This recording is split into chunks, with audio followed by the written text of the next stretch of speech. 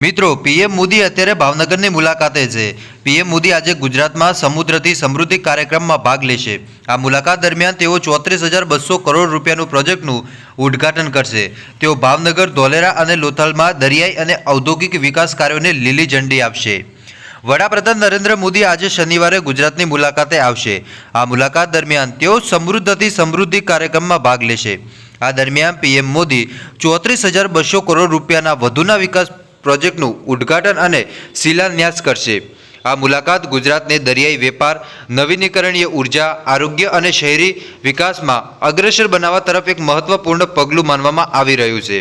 આ કાર્યક્રમ અંતર્ગત પીએમ મોદી ભાવનગર, ધોલેરા અને લોથલની મુલાકાત લેશે, જ્યાં દરિયાઈ અને ઔદ્યોગિક વિકાસનો પાયો નાખવામાં આવશે। મિત્રો, પીએમ મોદી આજે સવારે 10:30 વાગે ભાવનગરમાં સમુદ્રથી સમૃદ્ધિ કાર્યક્રમમાં ભાગ લેશે।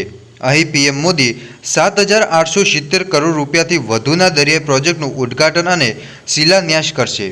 આમાં મુંબઈમાં ઇન્દિરા ડોક ખાતે આંતરરાષ્ટ્રીય ક્રૂઝ ટર્મિનલ, કોલકાતામાં શ્યામા પ્રસાદ મુખર્જી બંદર પર એક નવું કન્ટેનર ટર્મિનલ, પારાદીપ બંદર પર કાર્ગો હેન્ડલિંગ સુવિધા, કામરાજર બંદર ખાતે અગ્નિશામક સુવિધા, ચેન્નઈ બંદર પર દરિયાઈ સુરક્ષા કાર્યો, કાર નિકોબાર દરિયાઈ દિવાલ, કંડલામાં દીનદયાળ બંદર પર મલ્ટી કાર્ગો બર્થ અને ગ્રીન બાયો મિથોલિટ પ્લાન્ટ અને પટના અને વારાણસીમાં જહાજ સમારકામ સુવિધાઓનો સમાવેશ થાય છે। આ પ્રોજેક્ટનું જહાજ નિર્માણ, બંદર આધુનિકરણ, ગ્રીન એનર્જી અને દરિયાકાંઠાના જોડાણને પ્રોત્સાહન આપશે। મિત્રો, પીએમ મોદી દ્વારા જામનગર જિલ્લાને 833 કરોડથી પણ વધુ રકમની ભેટ મળવા જઈ રહી છે। આ કામોમાં ગુરુ ગોવિંદસિંહ હોસ્પિટલનું નવું બિલ્ડિંગ બનાવવાના કામોમાં, જામનગર જિલ્લાના લોકેશન પર એમ મિત્રો અલગ અલગ જગ્યાએ એના પ્લાન્ટ નાખવા, ભુજિયા કોઠાના રિસ્ટોરેશન, હાપા માર્કેટિંગ યાર્ડ પાસે નિર્માણ પામેલ રેલવે ઓવરબ્રિજ તથા ખંભાળિયા રોડ પર સ્પોર્ટ્સ કોમ્પ્લેક્સ બનાવવાના કામોમાં સમાવેશ થાય છે। શહેરી પરિવહન અને માળખાગત સુવિધાને મજબૂત બનાવવા માટે 70 કિલોમીટરના રાષ્ટ્રીય ધોરીમાર્ગોને 4 લેનમાં પહોળો કરવામાં આવશે।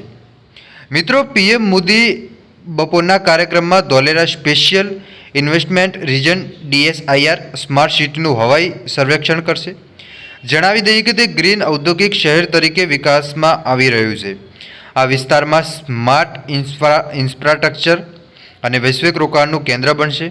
આ પછી તેઓ લોથલમાં 4500 કરોડના ખર્ચે બનાવવામાં આવી રહેલા નેશનલ મેરીટાઈમ હેરિટેજ કોમ્પ્લેક્સ NFHCનું મુલાકાત લેશે અને તેની પ્રગતિની સમીક્ષા પણ કરશે।